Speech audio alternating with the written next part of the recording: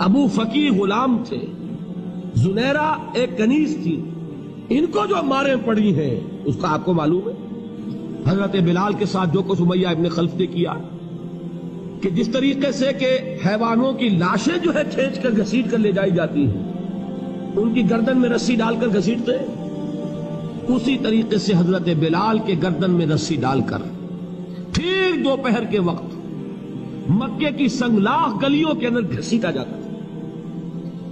نیچے زمین جل رہی ہے توے کی طرح، اور ویسا بھی ہوتا تھا کہ چٹ لٹا دیا، اوپر سے وہ آگ مکے کا کہ سورج جو ہے ذرا نوٹ کیجئے، آگ برسا رہا، نیچے زمین توے کی طرح جل رہی ہے، اور ایک بھاری سل بھی لا کر جو ہے سر پر رکھ دی، چھاتی پر رکھ دی گئی ہے کہ آواز نہیں نکل رہی، جھاگ نکل رہے منہ سے، لیکن اس حال میں بھی احد احد احد، ایک ایک اللہ، قل هو اللہ احد، الفاظ نکل رہے۔ یہ ہے وہ صبر، یہ ہے وہ صبر، صبر علی الابتلاء، صبر علی الایذاء، یہ ابتلاء اور ایذاء پر صبر ہے، جھیلو برداشت کرو، اس توحید پر قائم رہو، محمد کی رسالت کے اقرار کرتے رہو صلی اللہ علیہ وسلم، لیکن ہاتھ نہیں اٹھانا۔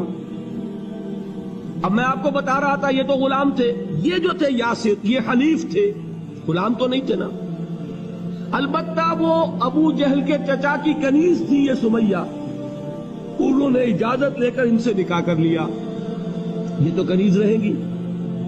بیٹا جو ہوا وہ بھی ایک طرح سے جب کنیز زیادہ ہے تو غلام ہو گیا، عمار ابن یاسر۔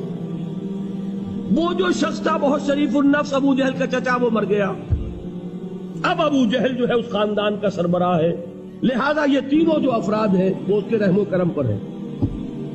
یاسر کو بھی پروٹیکشن اگر ہے تو ابو جہل کی ہے، ابو جہل جو چاہے کرے، اور سمیہ تو کنیز ہے ہی، اس کا تو کوئی حق ہے ہی نہیں، جو چاہے کرے، اور عمار ان دونوں کا بیٹا ہے، لہذا بدترین معاملہ کیا ابو جہل نے ان تین افراد کے ساتھ۔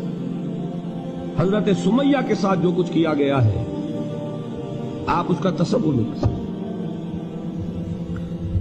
بالآخر جو شہید کیا ہے حضرت سمیہ کو، ایذائیں دے دے کے، سسکا سسکا کے، ان کے جسم کے نازک حصوں کو جلا کے، داغ دے کر، کہتا کیا تھا؟ ایک دفعہ کہہ دو کہ میرا جو یہ بت ہے یہ بھی الہ ہے، مان لو میں چھوڑ دوں گا۔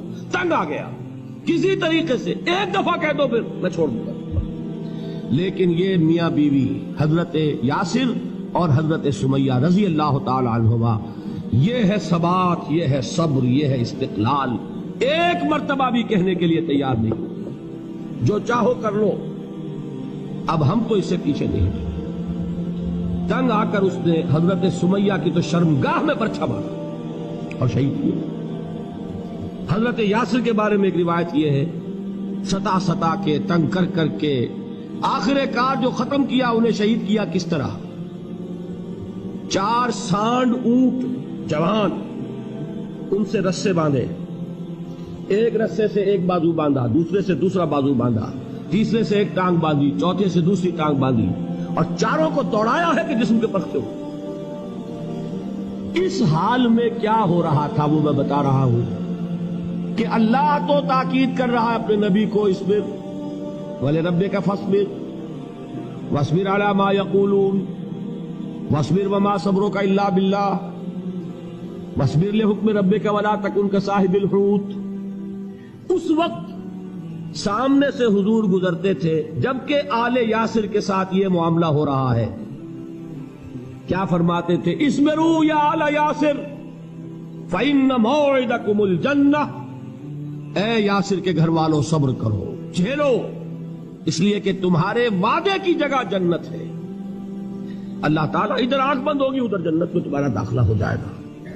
یہ ہے تواصوا بالصبر والعصر ان الانسان لفی خسر۔ یہ تواصوا بالصبر پر کون عمل کر رہا ہے؟ محمد الرسول اللہ صلی اللہ علیہ وسلم۔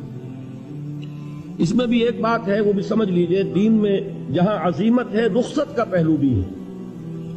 یہ جو نوجوان تھے، یہ بوڑھے والدین کا تو وہ مقام ہے، یہ رتبہ بلند ملا جس کو مل گیا، ہر مدعی کے واسطے دار و رسم کہاں؟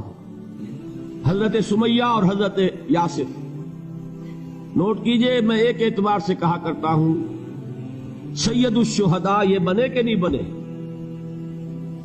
ان کو جو فوقیت حاصل ہوئی، الفضل للمتقدمین، سب سے پہلی جان دینے والی یہ خاتون اور سب سے پہلی جان دینے والا اللہ کے لیے، توحید کے لیے، محمد کی رسالت کے لیے صلی اللہ علیہ وسلم، دے تو بھی محمد کی صداقت کی گواہی۔ یہ صداقت کی گواہی دیتے ہوئے انہوں نے اپنی جانیں